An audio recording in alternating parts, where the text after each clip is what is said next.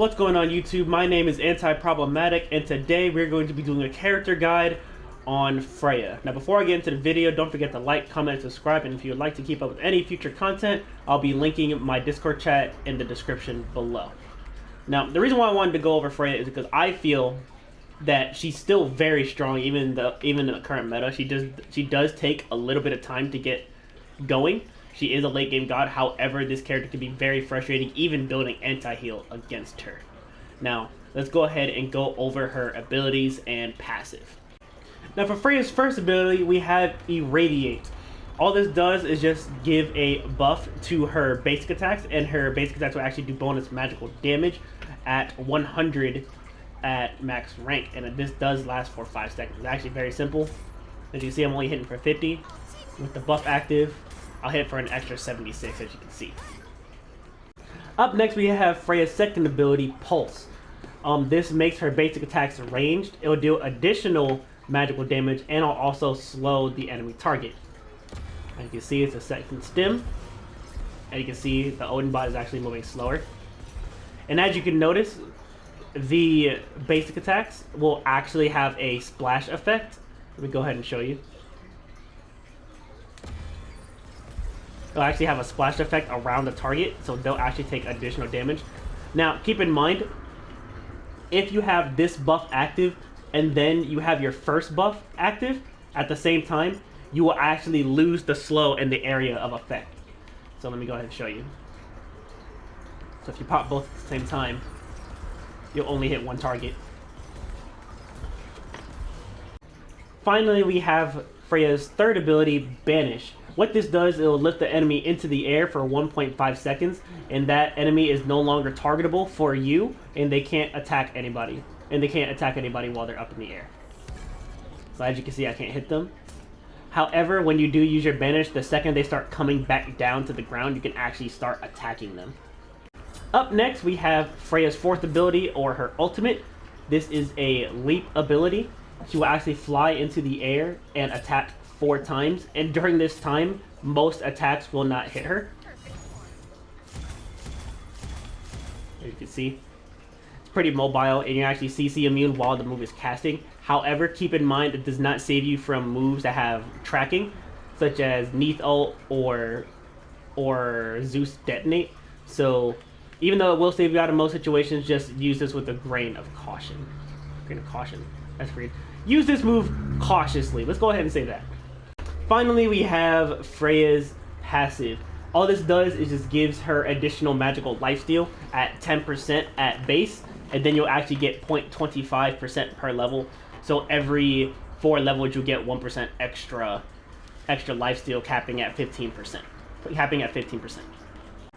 Now, as far as Freya's best items go, she only really has one really viable build.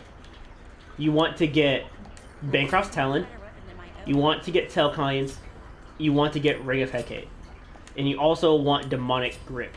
These 4 cards alone will make Freya an absolute monster to deal with.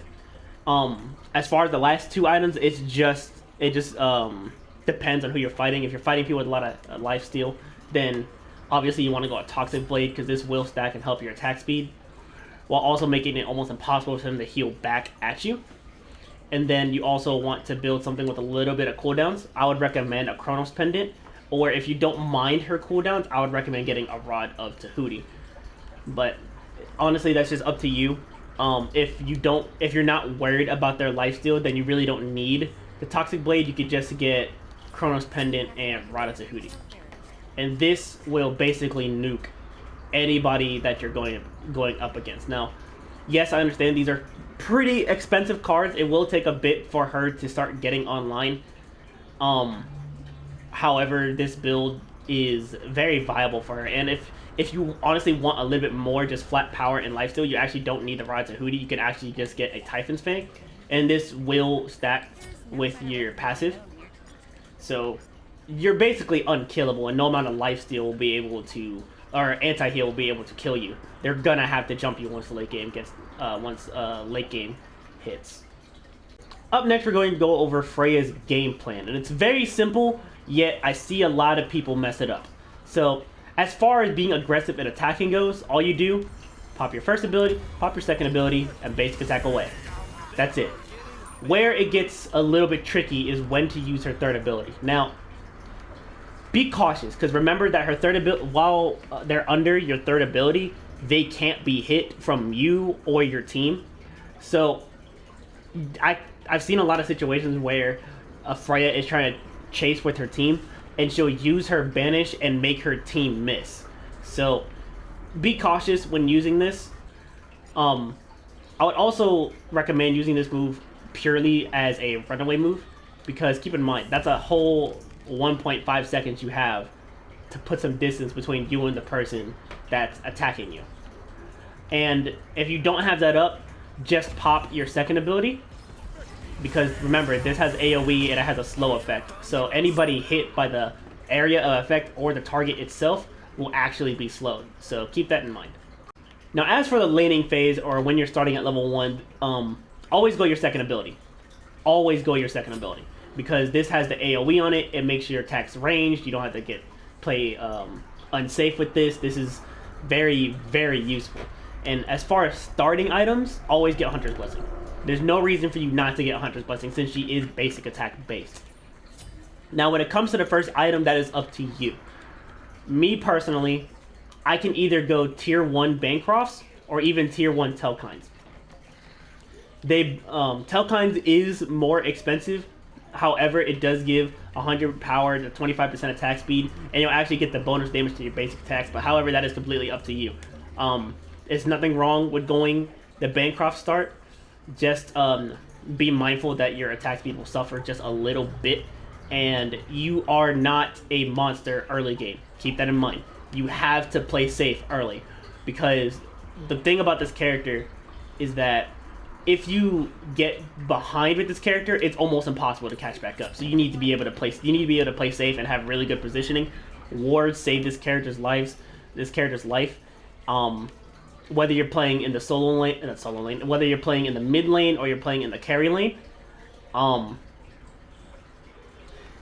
as far as the laning phase goes, it's really simple.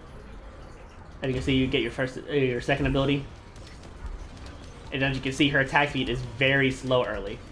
And your stem will go away really fast. This is why you need to be able to play safe. And you need to know when to go in. Also, as you can see, that she's very mana hungry. So, obviously, getting mana pots, getting health pots, and getting wards early is going to help you very, very much. And if you're paired with a Freya, and you're the support, I'd recommend either going Ganesha, or somebody who can have a lot of either pressure or can keep your carry, or can keep Freya safe for a long period of time and help her get her stacks. Help her get her Hunter's Blessing stacked very fast.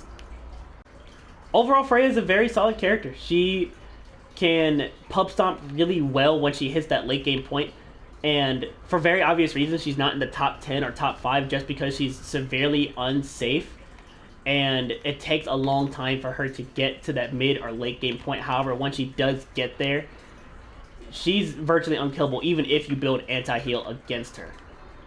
So if you have any other questions about the character, don't forget to like, comment, and subscribe.